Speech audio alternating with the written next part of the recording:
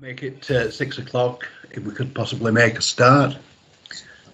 Good evening and welcome to what is the fourth virtual planning meeting, held by virtue of new regulations introduced by the government. I am Councillor Dean and I will be chairing the meeting this evening. The regulations have temporarily removed the legal requirement for local authority meetings in person. This will enable councils to make an effective, transparent decisions on the delivery of services for residents. The requirement for public to be made accessible to the public.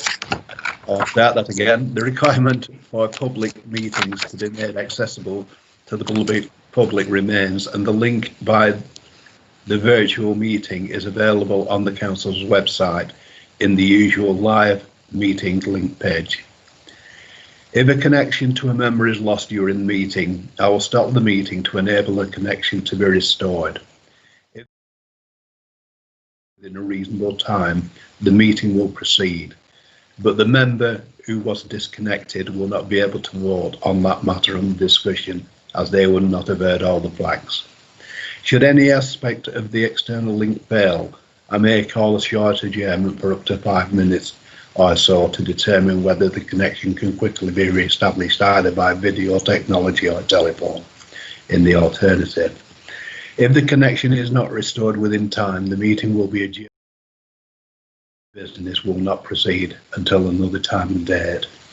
Any public questions probably submitted to the meeting during the period will be read out by myself and answered at the meeting. Firstly, can I ask the clerk to ask members to confirm their attendance? Laurie? I was on mute.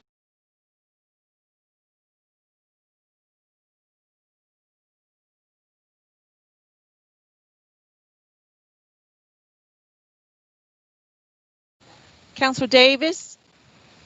Present. Hazel Gloucester? Councillor Gloucester? Councillor Hewitt? Present. Councillor Hume? Present. Councillor Ibrahim? Present. Councillor Iqbal? Councillor Iqbal? Did accept. Councillor Jakes? Present. Councillor Malik? Present. Councillor Fithian? Present. Councillor Sheldon? Present. Councillor Dean? Present. Thank you very Can- much indeed. Chair, can I just check, is the live feed going out? It is now, yes. Right, thank you. Okay. Sorry, Chair. Okay. Thank you. When the committee comes to take a vote on any item, each member will be individually asked to state whether they are for, against or abstaining. We also have officers in attendance from the Planning and Legal and Constitutional Services. If we can now turn to the agenda, and for the benefit of those members of the public watching, the full agenda pack is available on the council website. The pack also includes slides that will be presented this evening. Item 1, do we have any apologies for absence? Chair, I've received apologies from Councillor Harkness, Councillor Hudson and Councillor Akhtar. Councillor Alhamdani is present as a substitute for Councillor Harkness. And Councillor Sheldon for Councillor Hudson, is it? Yes, sorry. Yeah. Thank you. Do we have any urgent business? I've not been notified of any urgent business, Chair. You? Do any members wish to declare an interest? No, I'll take that that nobody has any interest in matters of this today. Item 4, have we received any public questions? No public questions received tonight, Chair. Thanks very much. If we then can move on to the applications we're considering this evening, and the first one is the former Bowling Green, Victoria Street, Barra Street, Shaw, and I'll ask the planning officer to introduce the item. Thank you, Chair. We're just having the presentation up. Hopefully everybody can see that. on the screen. So you can see this is a site relates to a former bowling green site, a site that was vacated back in 2014. You'll see some pictures showing the condition of that particular site. The area itself just to the west of Shore Town Centre, and the proposal is for the erection of 10 three-bedroom houses for the replacement of some private garages on the site as well, following the demolition of an existing garage block. So this is the site itself. You can see access in the top corner from Victoria Street. It's an existing access that serves the garage site, and there is also a public footpath which runs through and all the way through to Crompton Way through the site. On two elevations of the site, there are terraced houses which overlook the existing area and some bungalows and other properties in the vicinity. This is the proposed development, so it's to be served off a single access road with internal turning facility. The property is provided either as semi-detached or in blocks of 3, and you can see the relationships there between these blocks and the surrounding properties. Where there's a narrow amount of space between them, that's because you have a blank gable wall on that point to the main rear elevations of those houses. At the top of the picture you can see the garage block, and that's needing to be reconfigured in order to get the new access way into the site itself.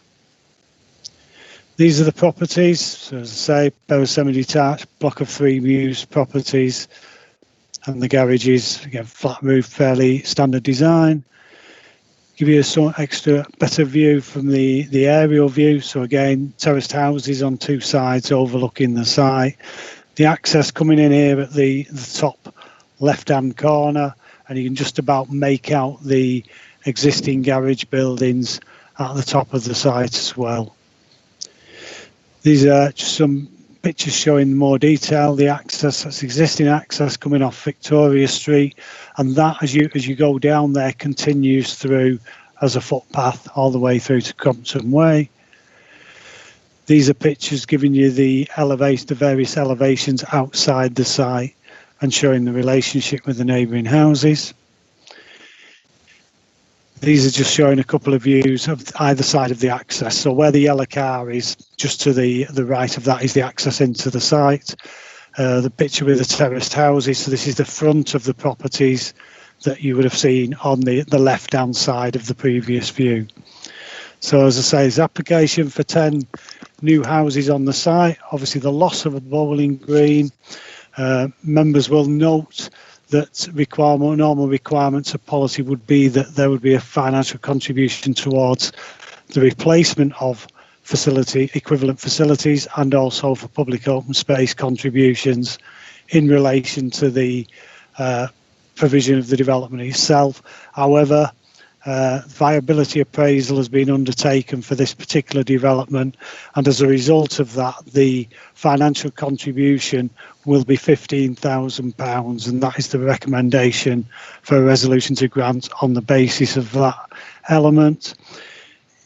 Issues raised by a number of residents in respect of the application, they're detailed there on page 2 of the report. One of those residents has submitted some additional comments particularly in relation to access to the site, and also potential of bats using the site. But as you could see from the original area, the main site itself is effectively a cleared grassed area of the former bowling green.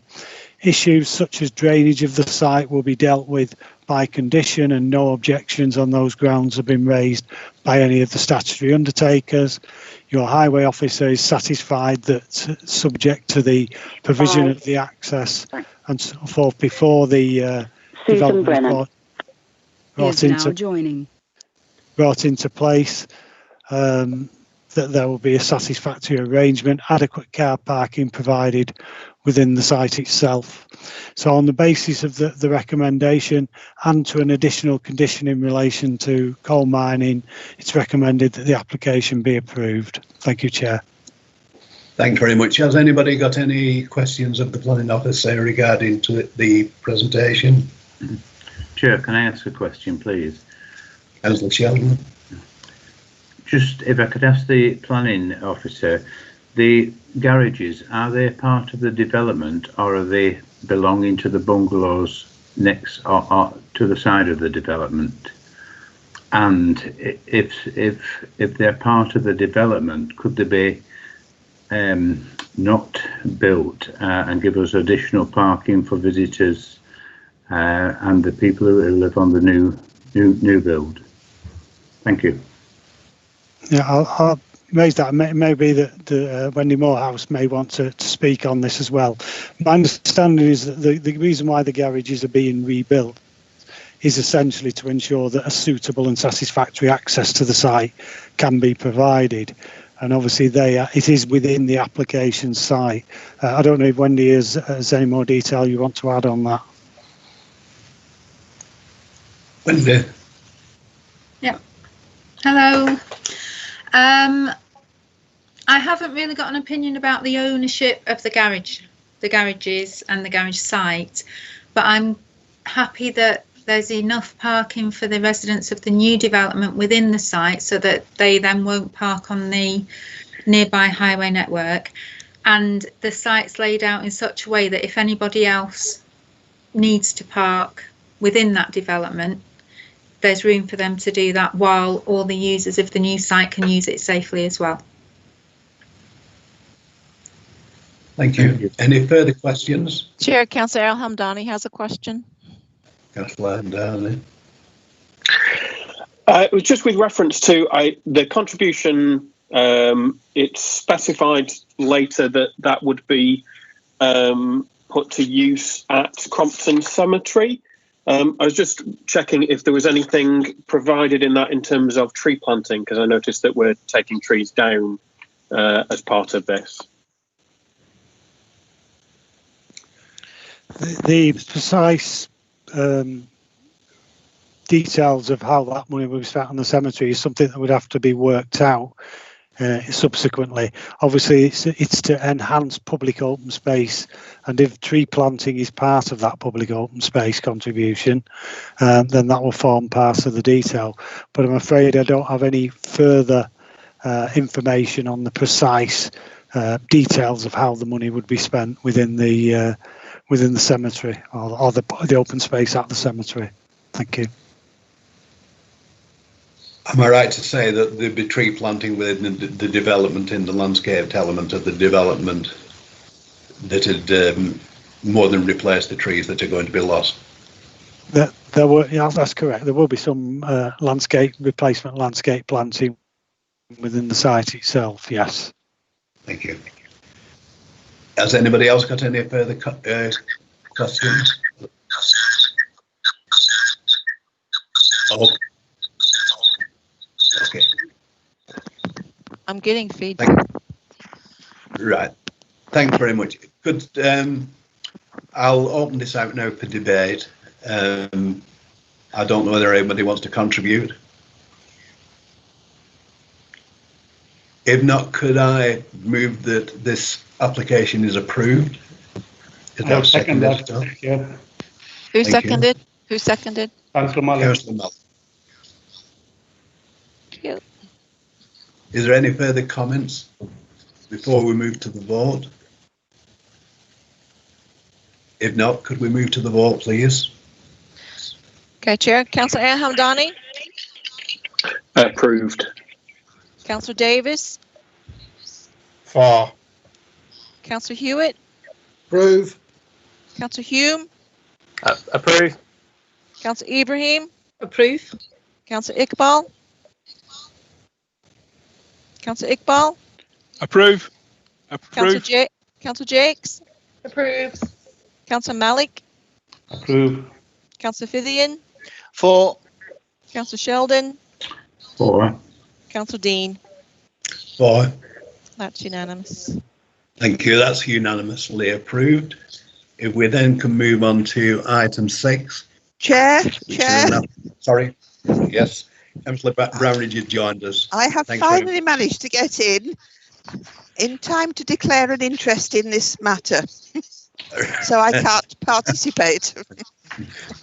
Thank you very much, Councillor Brownridge. You just.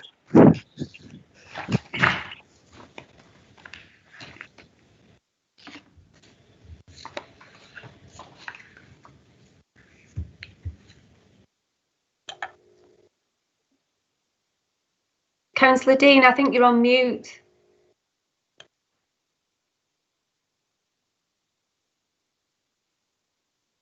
Councillor Dean? Yeah. Okay. Can people hear me now? Yes. Yes. Yes. Okay.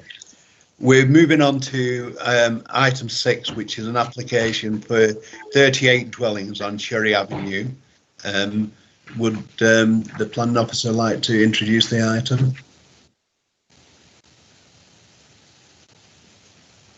Thank you, Chair. As you say, it's an application, it's First Choice Homes application for 38 dwellings. This is on a site which is a former housing clearance site. First of all, the aerial photographs. So the area in question, you can see the original road layout. So these two hoops of road to the north of the site and the surrounding grassed area. It also includes a smaller area of open space just on the opposite side of Cherry Avenue. This is the layout as shown. So there'll be a single access road which serves through on the main part of the development with direct access for the properties to the south of the site. This is an indication of the type of properties that will be proposed. Fairly standard family housing for the as needed in the area. These are a few slides showing you the existing properties in the locality, just to give the flavour of the character of the area, and some pictures showing the site itself. You can see where the original road layout ran through the site. This is the areas around there. So this is just the smaller strip at the top end of the on the south side of Cherry Avenue, and a perspective of the properties once development is complete. So essentially, again, this is a site. The principle of development is well established. The site previously occupied by housing. It'll provide much needed properties, 38 affordable rent properties within the locality. A financial contribution will be provided towards the upgrade of areas in the vicinity of the site. So if I go back to the there, you'll see that there's a treed area and an open area of open space around the site, so it's easily accessible to the site. So that money will be spent in the immediate vicinity. Essentially, many of the issues are fairly familiar to members from recent housing schemes that have been put forward in terms of the 5-year housing land supply. Obviously, the need to make use of land in sustainable urban locations. Issues such as the infrastructure to be provided.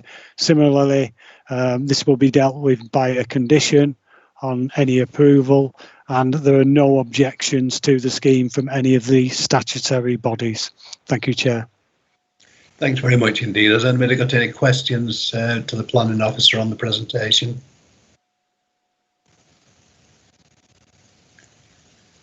No, thank you. We do have speakers on this, and initially could I ask Kathleen Hammond, who is speaking against the application. Hello, Mrs. Hammond, are you with us?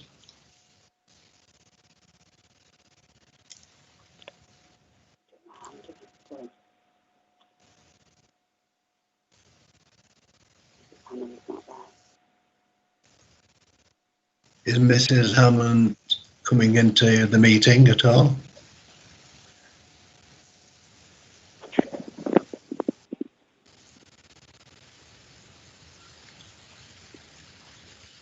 Has anybody, Laurie, has anybody contacted Mrs. Hammond, or has she contacted us? I sent her an email this morning to remind her of the meeting.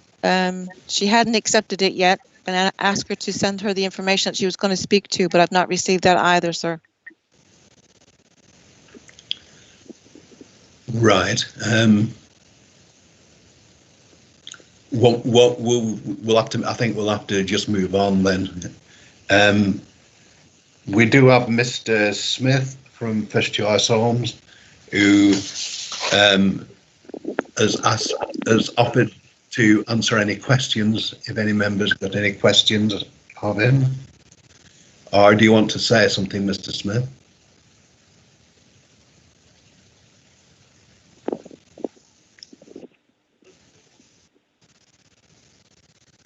No. Mr. Smith? No? No connection, I don't think. No connection. Right, he just offered to answer any questions if members have any. All that being so, and all the glitches are hopefully out of the way, has anybody got any comments on the application? Mr. Chair? Yes. May I ask a question regarding the parking provision? I should have asked the planning officer, but I was a bit slow on that. You got 38, building 38 properties, and it only shows 38 parking spaces. Is it not that every property should have 2 parking slots rather than just 1.5, or however it worked out? You got 38 houses, and you got 47 parking. Is that adequate? Yeah. Could I bring Wendy Morris in, please? Yeah. We haven't got any local or national parking standards, so we can't insist on 2 per dwelling. So when we receive a planning application, I assess each one on the locality of the development.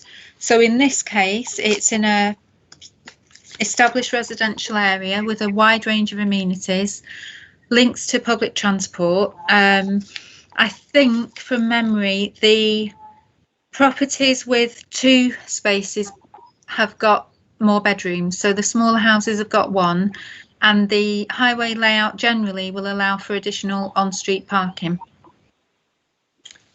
You okay with that, Councillor Malik? Yeah, that's fine. Thank you for the answer. Is there any more contributions? If not, could I move approval? This is a former housing site that we're actually very pleased that there's going to be more houses put up. So yeah, I'm happy to second that, Chair. So it's been moved and seconded. Has anybody got any further comments before we go to the vote? No. Okay then, Laurie, we could go to the vote. Councillor Al-Hamdani? Approve. Councillor Davis? Approve. Councillor Hewitt? Approve. Councillor Hume? Approve. Councillor Ibrahim? Approve. Councillor Iqbal? Councillor Iqbal? Councillor Iqbal? Thank you. Approve. Councillor Jakes? Approve. Councillor Malik? Approve. Councillor Fithian? Approve. Councillor Sheldon? For. Councillor Dean? Approve. That's unanimous. Thank you. Thank you. So that's unanimously approved. If we then go on to item 7, which is an outline application for redevelopment on St Cuthbert's church site, and if I could ask the planning officer to introduce the item.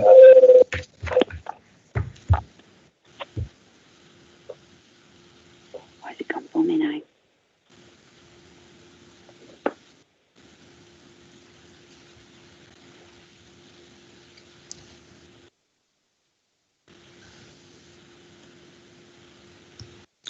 Your microphone's off, Mr. Dickman, I think. Apologies. You've not missed anything. Essentially, this is third application for new housing development.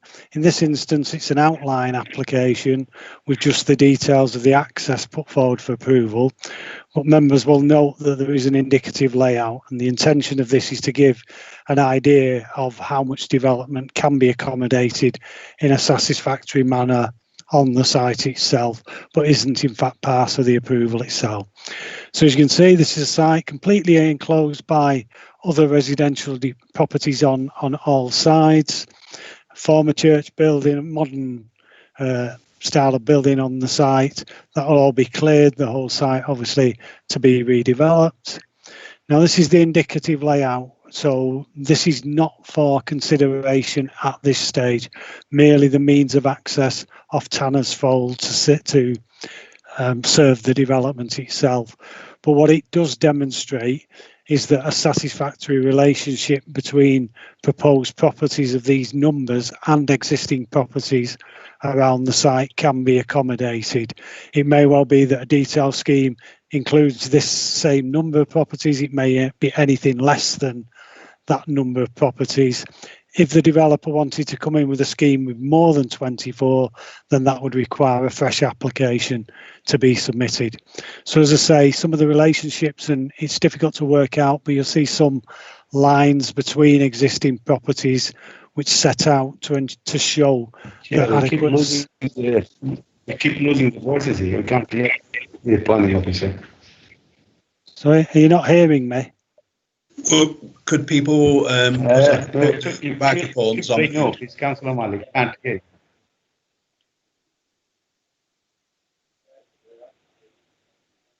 Right, I think we're okay, Mr. Dickman, if you carry on. Okay.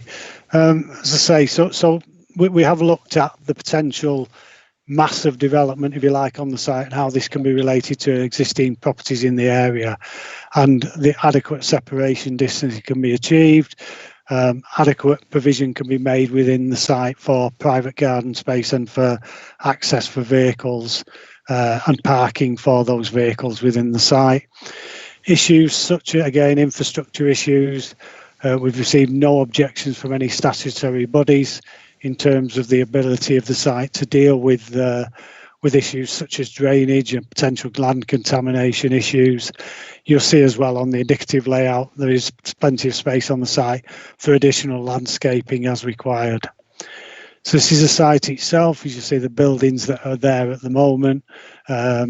Normally you think of a church in a modern, a more historic sense of being a building of some architectural merit. You'll see that's clearly not the case in this instance.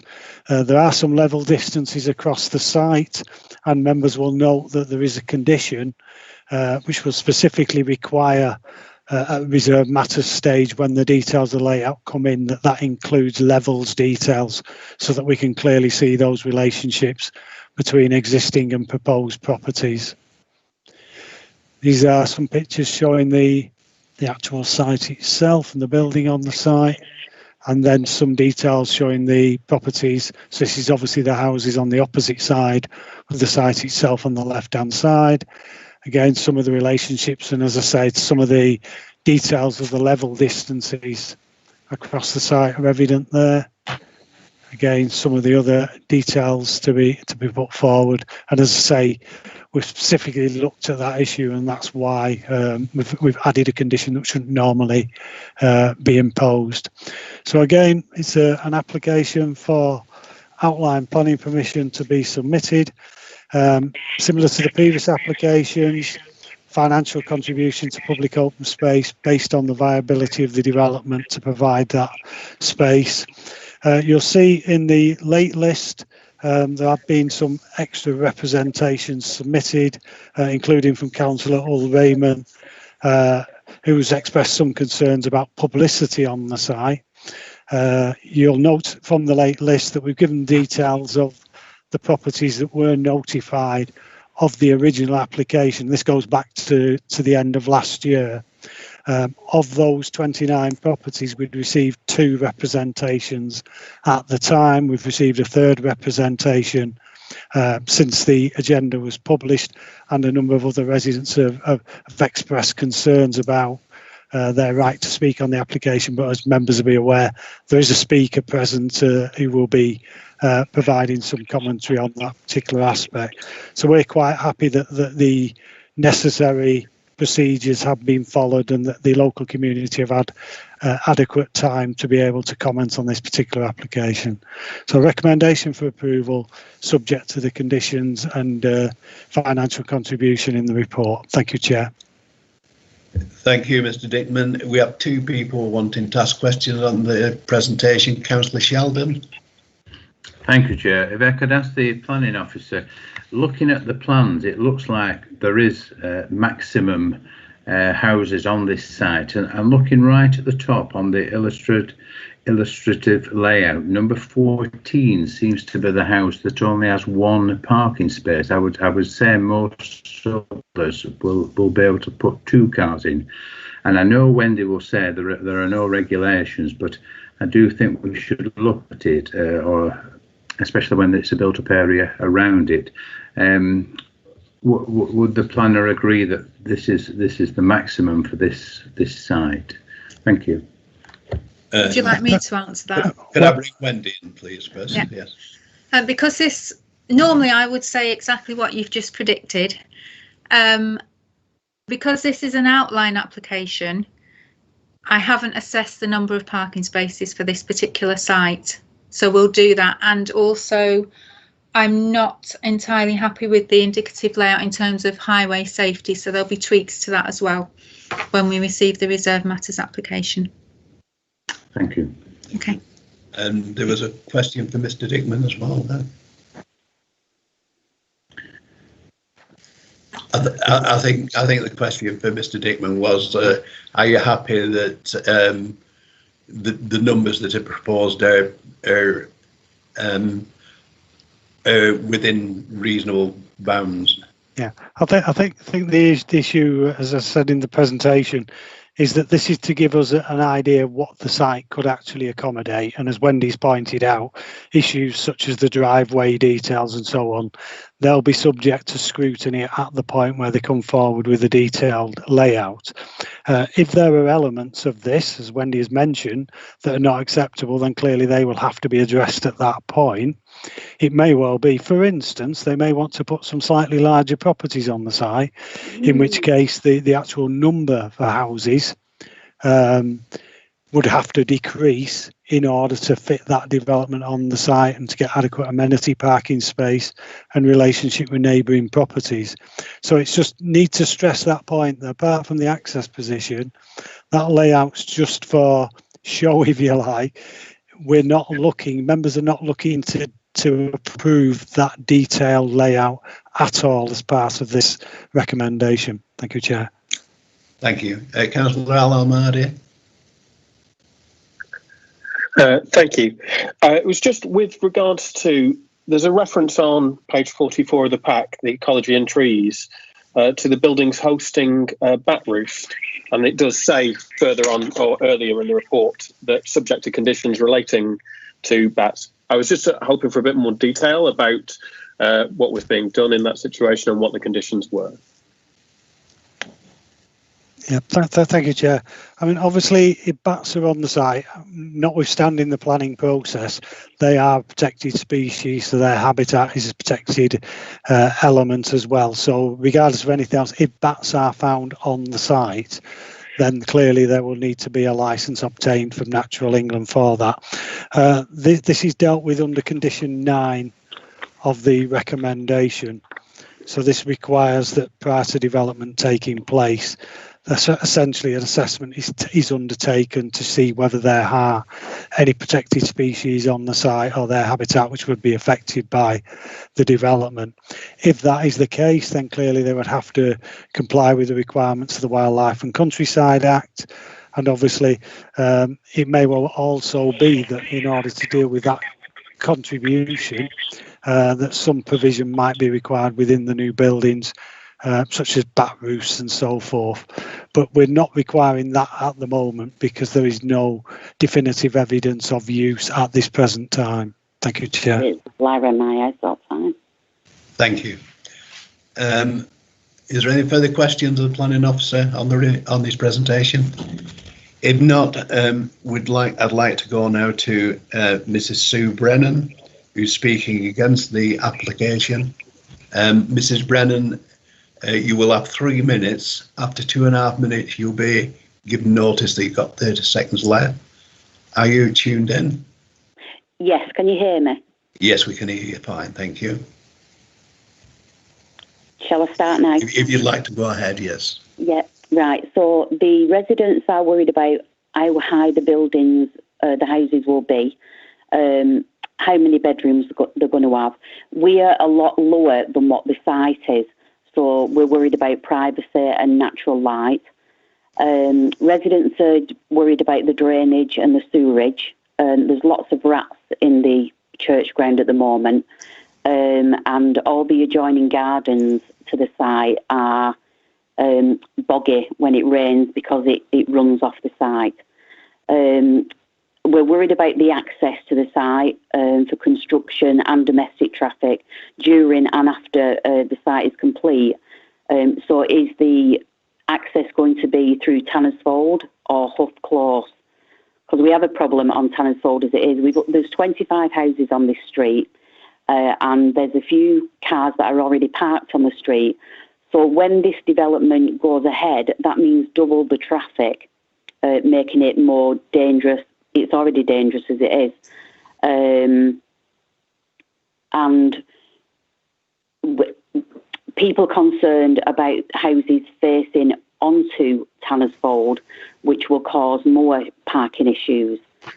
They're worried about what fencing will be erected afterwards. Will we still keep our concrete fencing, or are they going to put wooden fencing up? How long will this build take? We're worried about the noise and the damage that's going to be caused. And one of the residents is worried because of what it's going to. I think she's facing the site, and she's worried about noise. She works nights, and she just, in her words, she said it's going to be horrendous. That's all I've got off the residents at the moment. Thank you very much indeed, Mrs. Brennan. Has anybody got any questions to put to Mrs. Brennan?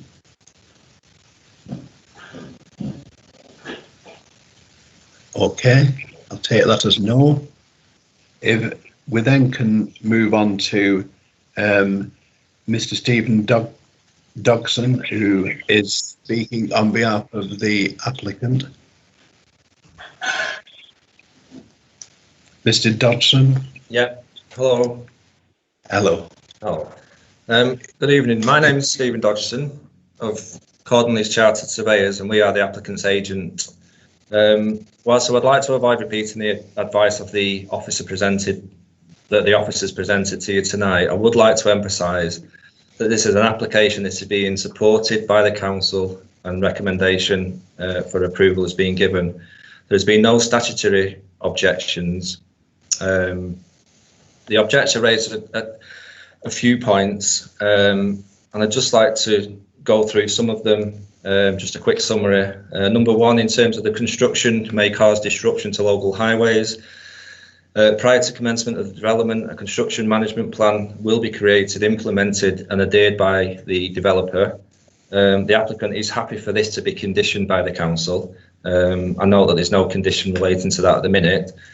In terms of potential impacts on neighbouring amenity, privacy and loss of light, the proposed development will accord to national and local planning policy, where privacy and rights of light will be protected for adjacent properties. In terms of loss of trees, green space and impact on wildlife, the site is privately owned and does not provide any physical amenity. Anyone entering the site at the minute will be trespassing. In terms of visual amenity, that we'd argue that the derelict church and vicarage provides no benefits visually to the locality. There are a minimal number of trees on the site and it's generally overgrown. Despite this, the applicant has agreed to make an open space contribution which will be secured by a Section 106 agreement. In terms of unacceptable increase in traffic, the surrounding road infrastructure has the capacity to take such a development, and this is confirmed by no objections by the highways officer. The proposed development will be designed to adoptable standards and will easily accommodate that number of properties. And I think that's it. I'd like to take this opportunity to thank you for your time, and if you have any questions. Yes, thank you, Mr. Dougson. Councillor Sheldon's got a question. 30. Thank you, Chair. It's a question really to Stephen and our planning officer, if that applies. I know the proposed layout we have in front of us is not the finished item, but looking at it myself, Mrs. I presume Mrs. Brennan, I apologise if it's not, raised concern about being overlooked, but the plan looks quite spacious to me. What I was going to ask, are there any restrictions we can put on this site that no attic bedrooms are put on in the future, which would cause loss of privacy to surrounding neighbours that are there already? Thank you. Could I ask Mr. Dickman on that specific question, because it's a planning matter, if we could put a condition of that nature on, Mr. Dickman? To be honest, I don't think it'd be appropriate at this stage. If when the reserve matters application comes in, some of the properties are in a position whereby it may well be an acceptable layout for the development as built, but we would be aware that if they introduce dormers and so on onto these properties, it could cause an overlooking problem. That would be the stage at which we need to look at that. But at the moment, as we don't have to impose a general restriction when it may well not be necessary, I don't think that's appropriate. But yes, at reserve matters stage, that could well be a requirement. Thank you, Chair. We've got Councillor Iqbal for a question for Mr. Dougson. Councillor Iqbal.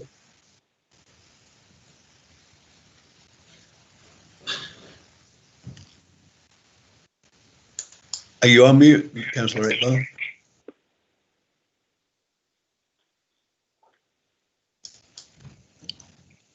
Is there any further questions? I've just got an indication, that's all. Is there any further question from any member of Mr. Dougson? I've got a question. Councillor Yu. Thank you very much, Chair. It's just a question in regards to sort of the number of trees there are currently on site. Do you have an amount for the number of trees you currently got there, and sort of how many you're planning to have on the site in the future reserve matters application? Yeah, I mean, I can't give you an exact number at the minute. It is detailed in the tree report, and it's also in the drawings which trees are to be removed. There are only a handful of trees to be removed. We have kept as far as possible. Again, it's indicative layout, so a new layout could change that. It could either increase the reduction in trees, or it could minimise the reduction in trees. And obviously, there's going to be a landscaping scheme that will be submitted that would improve the visual amenity, because there'd be trees and shrubbery within the development generally. Thank you. Is there any further questions? Can I just add something to the meeting? Sorry. So, can I ask a question about the access again, please? It's Susan Brennan. I'm sorry, Mrs. Brennan. Unfortunately, you can't, but possibly the next person that we're asking to speak is Councillor Atik Raymond. Yes, Raymond, that's and he may be able to ask the question. I'm afraid once that you finish speaking, you can't ask any more questions. Right, if you're involved in the debate. Thanks very much, Mr. Brennan. If I could move on now to Councillor Raymond, you go whenever you're ready. Thank you, Chair. And can I thank you for giving me the opportunity to speak on this planning application. I was contacted by some concerned residents yesterday and the day before, and I was obviously concerned about the level of notice that was given to people, but can I thank the Chair for actually clarifying that matter.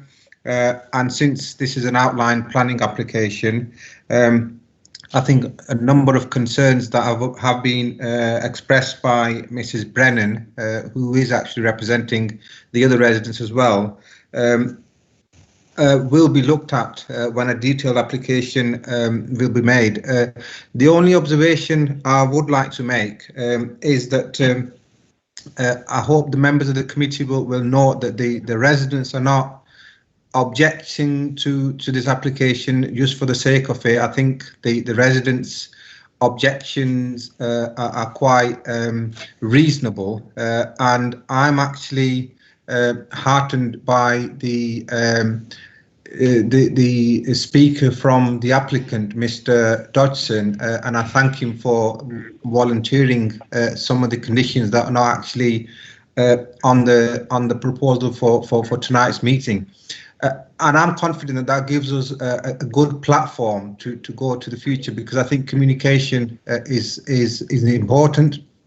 And all I would like to request is that going ahead, we keep the residents on board and the elected members, and to make sure that this development causes as little issues in terms of while the development is taking place and also after it's completed.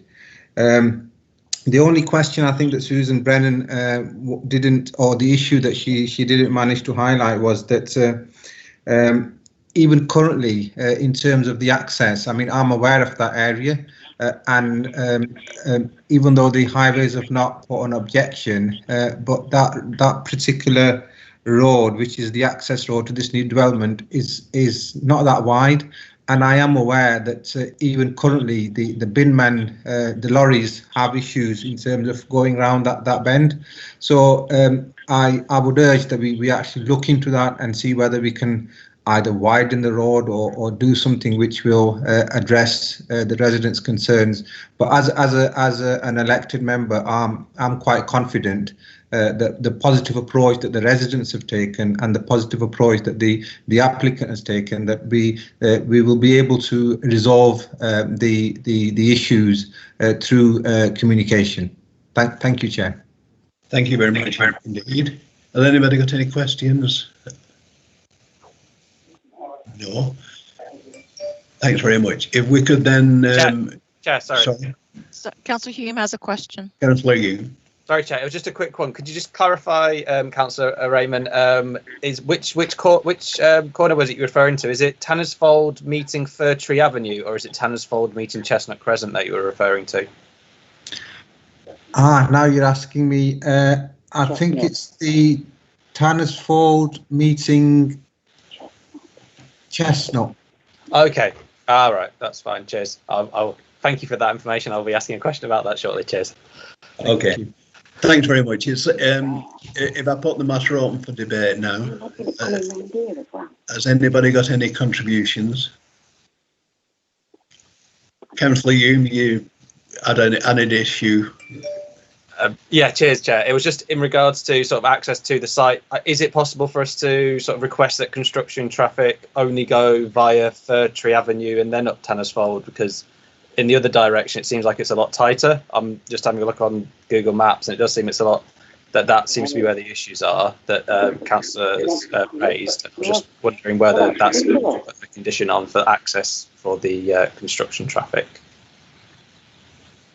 If I could ask Mr. Dickman to comment, or would it be better if Wendy commented on that?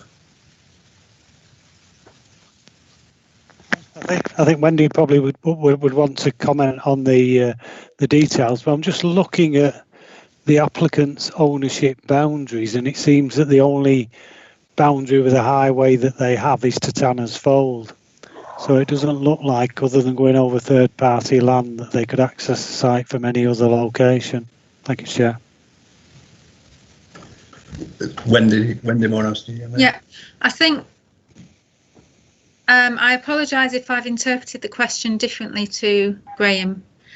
I thought the question was, could we impose a construction management plan condition so that we can guide the construction traffic one way or the other? So it will be Fir Tree Avenue and Chestnut Crescent rather than the narrower streets. So I would be happy if Graham agrees that that can be done, a construction management plan, so it'd be around the times and the route to the site, accepting that the only way into the site is actually from Tanner's Fold. So I'd be happy to look at the details of that if that was attached as a condition. Okay, thank you, Chair. Am I okay to just go? Yeah, carry on. Back, sorry. Yeah, so just that would be good if we were able to attach a condition about that, sort of stipulating that, make sure that obviously issues don't come further down, because it seems to be that's where Councillor Raymond was saying that there are other problems. The problems are along Chestnut Avenue, whereas it seems like if the access was going to be from Fir Tree Avenue, there wouldn't be as much of an issue there. Thank you. Cheers. Okay. Anybody else got any comments? I would just like to make at this stage, so there's an understanding, particularly of residents, that obviously this is an outline application, and there will be brought forward a more detailed application, and this is just the reserved matters that we're dealing with today, and it'd be very useful possibly if the applicant and the residents and possibly Councillor Raymond had a discussion about what their concerns were, to see if they could actually be minimised. I think that would be very helpful for everybody before the full application is brought forward. Other than that, if nobody else has got any further comments, I would move the applications approved. Chair, do you want to add the construction? Oh, sorry, yes. With that additional condition about access being added, I would move approval with that addition. I don't know whether somebody has seconded that. I'll second that, Chair. Thank you. Has anybody got any further comments they'd like to make before we go to the vote? If not, thanks very much indeed. We'll go to the vote, Larry.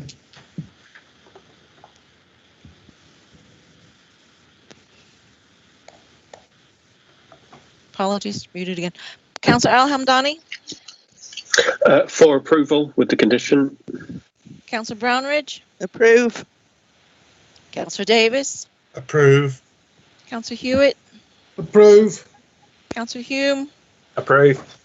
Councillor Ibrahim? Approve. Councillor Iqbal? Approve. Councillor Jakes? Approve. Councillor Jake? Councillor Malik? Approve. Councillor Fithian? Approve. Councillor Sheldon? For. Councillor Dean? For. Thanks very much. Thank you. I think that's unanimously approved, and I think that brings us to the end of the agenda. Before we close, I'd like to thank everybody for the series of meetings we've had. I think we've got a shorter, a little longer break now. We've had a meeting every week for some time, and I think really as well, I'd like to thank all the officers who obviously have been under quite a significant amount of pressure in getting them all together, and hopefully might be around the table before long. Okay, thanks very much indeed anyway for your attendance. Thank you. Thank you, Chairman. Finish now. Thank you. Thank you. Thank you. Mrs. Brennan, if you want to leave the meeting now, it's finished. Susan Brennan.